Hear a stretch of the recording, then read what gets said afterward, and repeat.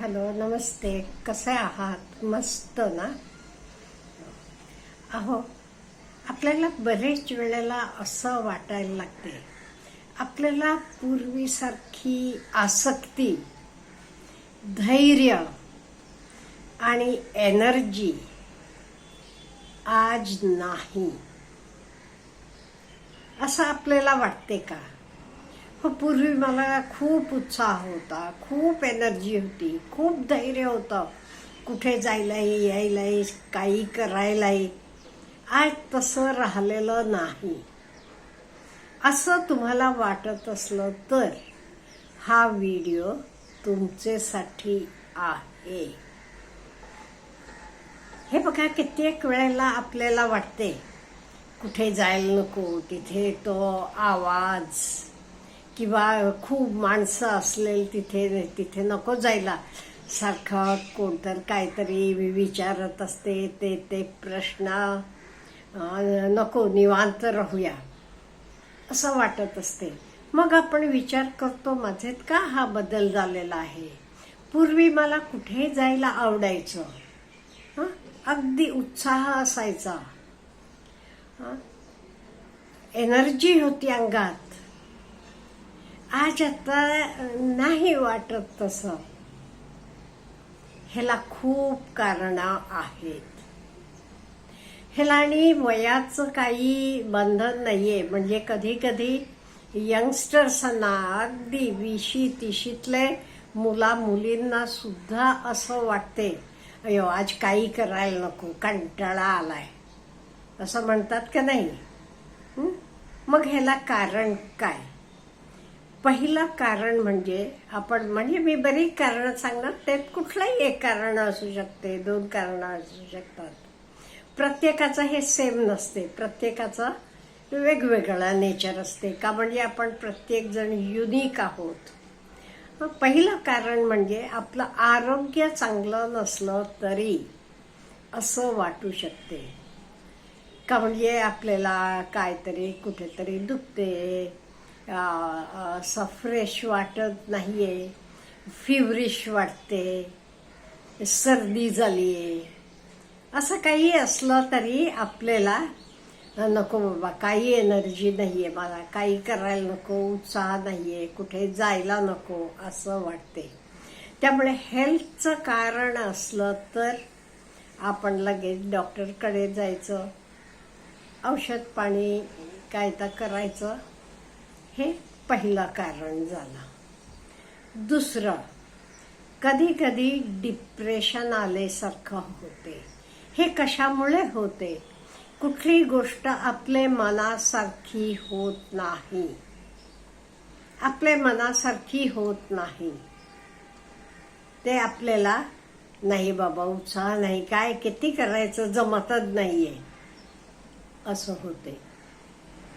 किंवा एक गोष्ट सारखं रिपिटेशन आलं, सारखं तक काम करायचं असं असलं तरी आपल्याला कधी कधी उत्साह नाही, नको असं वाटत असते. ह्याचे शिवाय वय हे पण एक कारण असू शकते का? म्हणजे यंग वयात आपण खूप काही गोष्टी केलेल्या असतात, तेव्हा आपल्याला एनर्जी असते, धैर्य असते. पण वय होत आल्यावर काय वाटते, अयो नाही, मला नीट ऐकू येत नाही किंवा अमुक नाही, नको बाबा असं पण वाटू शकते. त्यामुळे वयामुळे पण असं होऊ शकते. पण ह्या सगळ्या गोष्टींना आपण कसं ह्या गोष्टींवर मात करायची आणि आपण उपाय काय ह्याच्यावर? हो, उपाय पण आहेत ना. पहिलं म्हणजे हे बघा, आपल्याला सारखं कोणतरी मोटिवेट करणारा भेटेलच असं नाहीये.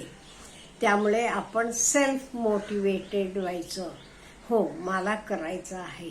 आणि तुमचं एन्व्हायरमेंट पण बघा, तुमचे अवतीभवती नको आल बास असू दे, ते होईल होईल तेव्हा होईल असं करणारे असले तरी तुम्हाला असं वाटेल. त्यामुळे आधी आपलं सर्कल कसं आहे बघा. नेगेटिव्ह माइंडेड पीपल आहेत का पॉझिटिव्ह माइंडेड. पॉझिटिव्ह माइंडेड उत्साही लोकांमध्ये आपण राहायला पाहिजे, हे महत्त्वाचं. दुसरी गोष्ट म्हणजे डिसिप्लिन, शिस्त पाहिजे. म्हणजे कंटाळा येऊ देत काय येऊ देत, मी 5 वाजता उठते ना, रोज 5 वाजता उठायचं. वॉकिंगला जायचं आहे ना, वॉकिंगला जाऊन यायचं. नाही ते आज नको वाटला की उद्या परवा नको वाटते. त्यामुळे discipline is very very important. शिस्तबद्ध राहायचं आपण. ह्याच्यामुळे काय होते, आपल्याला तर एक रुटीन होते, म्हणजे करायला पाहिजे. नाही हे माझं रुटीन आहे मला, त्यामुळे हे डिसिप्लिन महत्त्वाचं आहे. पुढचं बिझी राहणं. नुसतं आपण रिकामं राहिलं, लोळत राहिलं, नुसतं मोबाईल स्क्रोल करत बसलं तरी कंटाळवाणा येतो. म्हणून बिझी राहायचं.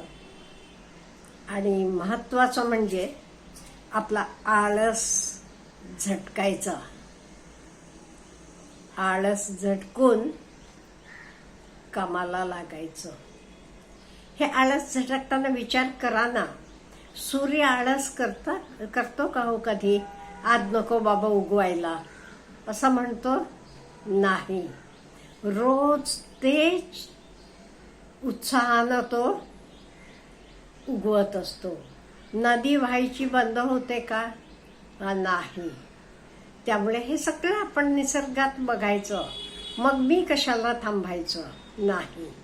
आणि महत्त्वाचं म्हणजे स्वतःची काहीतरी एक हॉबी पाहिजे.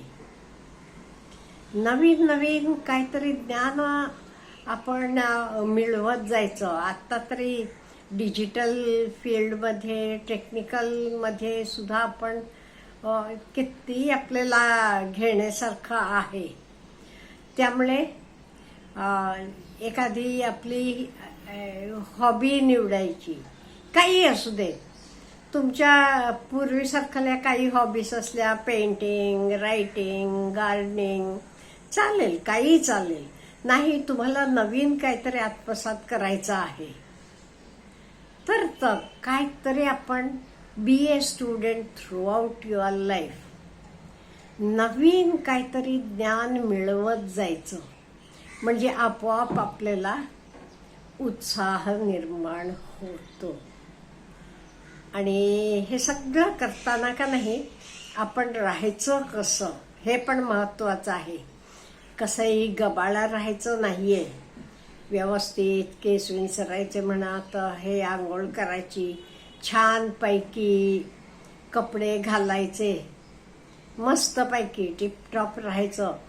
एवढंच नाहीये, तुम्हाला आवडते उठल्यावर देवळात जाऊन यायला, देवळात जाऊन या. बागेत जायला आवडते, बागेत जाऊन या. संध्याकाळी फिरून यायला आवडते, फिरून या. काही करा, पण बिझी राहणे महत्त्वाचं आहे.